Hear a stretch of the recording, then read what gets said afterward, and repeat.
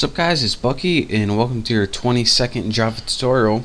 And in this tutorial I'm going to be talking to you guys about a for loop. Now the last couple tutorials I've been going over while loops, and this was a different loop, but a for loop is something totally new. So let me show you guys what the syntax for this is.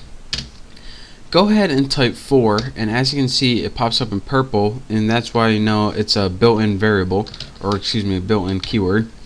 And the for loop takes three arguments or three statements inside it. The first one is where you want the loop to start. The second one's where you want the loop to end. And the third one is how much you want to increment it by. So if you want step one at a time or three at a time. So let me show you guys. You need to use the variable 3 times. So the first statement, you want to initialize a counter variable, and let's go ahead and set it equal to 1. And this is because we want our loop to start at the number 1. The next one is the same thing you did in a while loop. It's the loop condition. So let's go ahead and put counter less than or equal to 10. So now our loop starts at 1, and it's going to go until it's less than or equal to 10. So it's going to go until 10. So next thing, we want to say how much do we want our counter to increment by. Well, we just want to go 1, 2, 3, 4, 5, 6, 7, 8, 9, 10, so we want to increment it 1 at a time. So it's going to start at 1.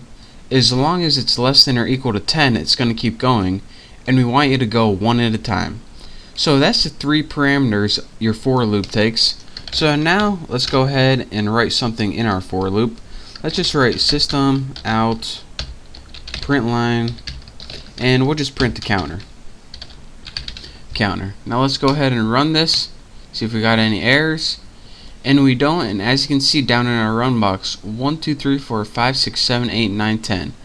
And again, this happened because it started at 1, our counter variable. The next thing it did is ran until it was greater or equal, less than or equal to 10. Once it got to 11, it says, alright, am I less than or equal to 10? No, so I'm not going to do this loop anymore. And then I incremented it 1 at a time. You can also increment it like something like 3 at a time by pressing plus equals 3. Remember we learned that in one of the previous tutorials. Now, once you change the incrementer, instead of stepping by 1, it steps by 3 at a time. 1, 4, 7, 10.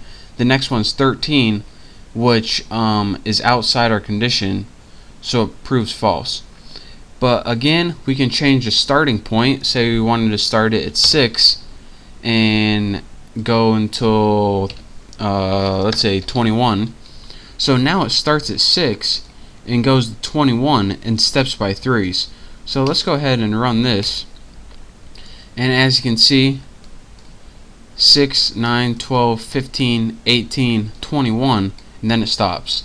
So that is how you use the basics of the for loop. Again, it takes 3 statements or parameters. The first one is where you want to start. The second one's where you want to end, or it's going to run as long as this condition is true. And the third one is how much you want to increment by. So this is a variation.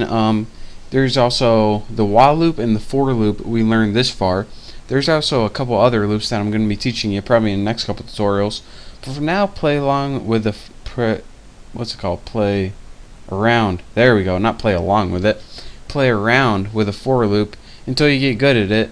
And once you do, you're ready to move on to the next tutorial. So again, thank you guys for watching. Make sure to subscribe, and I'll see you next time.